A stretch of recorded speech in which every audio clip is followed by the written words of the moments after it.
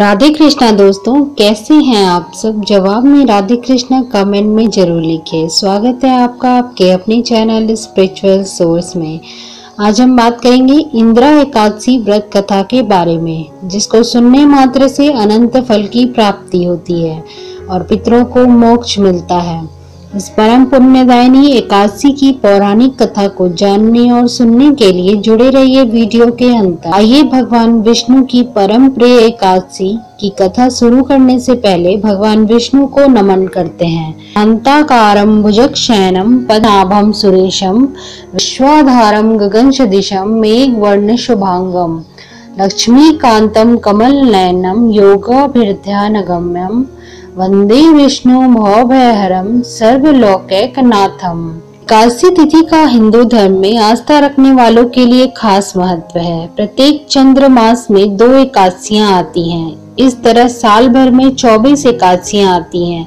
मलमास या कहें अधिक मास की भी 2 एकादशियों को मिलाकर इनकी संख्या 26 हो जाती है। प्रत्येक एकादशी का अपना अलग महत्व होता है। हर एकादशी की एक कथा भी होती है। एकादशियों को असल में मोक्षदायिनी माना जाता है, लेकिन कुछ एकादशियां बहुत ही खास मानी जाती है। इन्हीं खास एकादशियों में से एक है इंदिरा एकादशी। पुराणों के अनुसार इंदिरा एकादशी व्रत साधक की मृत्यु के बाद भी प्रभावित करता है। इसके प्रभाव से व्यक्ति के सभी पापों का नाश होता है और इस व्रत के प्रभाव से उसे स्वर्ग लोक की प्राप्ति होती है। इस व्रत के प्रभाव से जातक को पितरों का दोष भी समाप्त हो जाता है। तो इस महत्व को करने वाली एकादशी की चलिए अब आइए जानते हैं कि इसकी कथा क्या है। और कथा को जानते हैं जो हमारे पितरों को मोक्ष देने वाला व्रत है। इसे इंदिरा एकादशी वाले दिन अवश्य सुने। कथा को पढ़ने और सुनने मात्र से ही सभी पापों का शमन हो जाता है और अनंत फल की प्राप्ति होती है। आइए शुरू करते हैं कि इंदिरा एकादशी की व्रत कथा क्या है। भगवान श्री कृष्ण की भक्ति से भाव विह्वल होकर अर्जुन ने कहा कि हे प्रभु, अब आप कृपा कर आश्विन माह के कृष्ण पक्ष की एकादशी की कथा को कहिए। इस एकादशी का क्या नाम है तथा इसका व्रत करने से कौन सा फल मिलता है, कृपा कर विधान पूर्वक कहिए। भगवान श्री कृष्ण ने अर्जुन से कहा कि हे धनुधर, आश्विन माह के कृष्ण पक्ष की एकादशी का नाम इंदिरा है। इस एकादशी का व्रत करने से सभी पाप नष्ट हो जाते हैं। नरक में गए हुए पितरों का उद्धार हो जाता है। हे अर्जुन, इस एकादशी की कथा के श्रवण मात्र से मनुष्य को अनंत फल की प्राप्ति होती है। मैं यह कथा सुनाता हूँ, तुम ध्यान पूर्वक सुनो।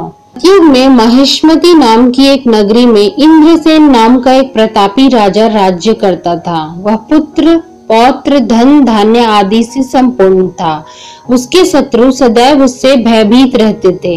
एक दिन राजा अपनी राज्य सभा में सुख पूर्वक बैठा था कि महर्षि नारद वहां आए।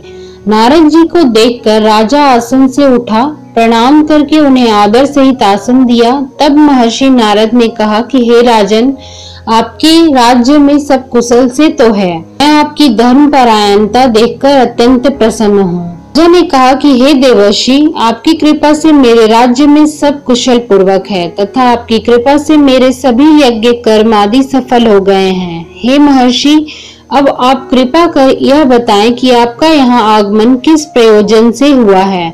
मैं आपकी क्या सेवा करूं? महर्षि नारद ने कहा कि हे नृपोत्तम, मुझे एक महान विस्मय हो रहा है कि एक बार जब मैं ब्रह्मलोक से यमलोक गया था, तब मैंने यमराज की सभा में तुम्हारे पिता को बैठे देखा।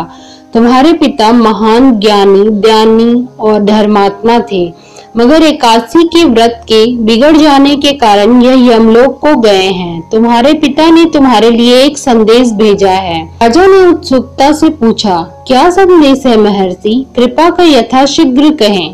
राजन, तुम्हारे पिता ने कहा है कि महर्षि, आप मेरे पुत्र इंद्रसेन, जो कि महिष्मती नगरी का राजा है, के पास जाकर एक संदेश देने की कृपा करें कि मेरे किसी पूर्व जन्म के बुरे कर्म के कारण ही मुझे यह लोक मिला है।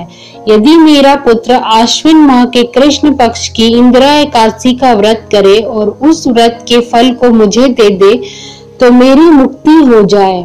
मैं भी इस लोक से छूटकर स्वर्ग लोक में वास करूं। इंद्रसेन को अपने पिता के यमलोक में पड़े होने की बात सुनकर महान दुख हुआ और उसने नारद से कहा, हे नारद जी, यह तो बड़े दुख का समाचार है कि मेरे पिता यमलोक में पड़े हैं।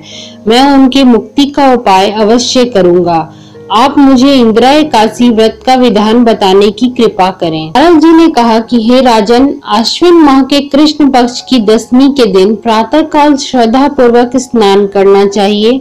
इसके उपरांत दोपहर को भी स्नान करना चाहिए। उस समय जल से निकलकर श्रद्धा पूर्वक पितरों का श्राद्ध करें और उस दिन एक समय भोजन करें और रात्रि को पृथ्वी पर शयन करें। के दूसरे दिन अर्थात एकादशी के दिन नित्य कर्मों से निवृत्त होकर स्नान आदि के उपरांत भक्ति पूर्वक व्रत को धारण करें और इस प्रकार व्रत का संकल्प करें, मैं आज निराहार रहूंगा और सभी भोगों का त्याग कर दूंगा। इसके उपरांत अगले दिन भोजन करूंगा।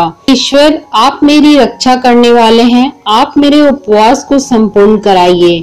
इस प्रकार आचरण करके दोपहर को शालिग्राम जी की प्रतिमा को स्थापित करें और ब्राह्मण को बुलाकर भोजन कराएं तथा दक्षिणा दें। तो मैंने शालिग्राम की 12 दिव्य नाम का भी आपको वीडियो अपने चैनल पर दिया है, तो आप उसे भी अवश्य देखें। 24 शालिग्राम के नाम हैं जो अति दिव्य हैं। इनको एकादशी के दिन लेने से भगवान बहुत प्रसन्न होते हैं। आप सभी जानते हैं कि शालिग्राम भगवान भी भगवान विष्णु का ही रूप माने जाते हैं।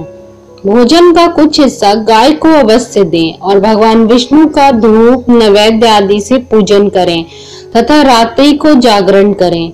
तदुपरांत द्वादशी के दिन मौन रहकर बंधु बांधवों सहित भोजन करें।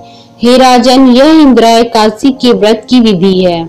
यदि तुम आलस्य त्याग कर इस एकादशी के व्रत को करोगे तो तुम्हारे स्वर्ग के अधिकारी बन जाएंगे।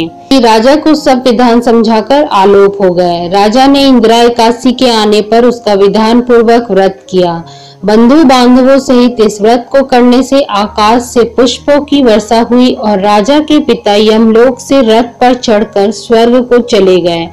इस एकादशी के प्रभाव से राजा इंद्रसेन भी इहलोक में सुख भोग कर अंत में स्वर्ग लोक को गए। भगवान श्री कृष्ण ने कहा कि हे सखा, यह मैंने तुम्हारे सामने इंदिरा एकादशी के महात्म्य का वर्णन किया है। इस कथा के पढ़ने और सुनने मात्र से ही सभी पापों का शमन हो जाता है और अंत में मनुष्य स्वर्ग लोक का अधिकारी बनता है। ये जानते हैं कि कथा का सार क्या है। इस जो इंदिरा एकादशी की कथा हमने सुनी, वो उस कथा का सार क्या है? सार यही है कि मनुष्य जो भी प्रण करे उसे चाहिए कि वो उसको तन मन धन से पूरा करे।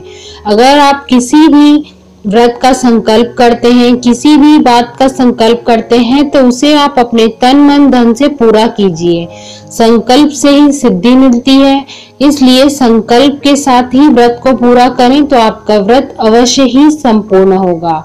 किसी भी कार्य का प्रण करके उसे तोड़ना नहीं चाहिए। इससे आपने देखा कथा में कि राजा के पिता ने एक बार व्रत तोड़ा तो जिसके कारण उन्हें नरक की प्राप्ति हुई।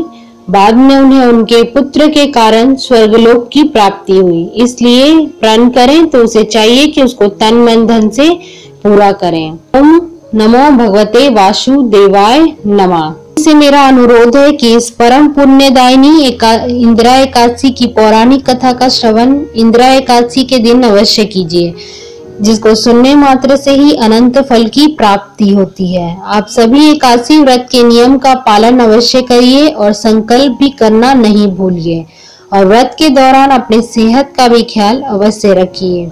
वीडियो पसंद आई हो तो लाइक अवश्य कीजिए। आज के वीडियो में इतना ही। मिलते हैं अगले वीडियो में एक नई जानकारी के साथ।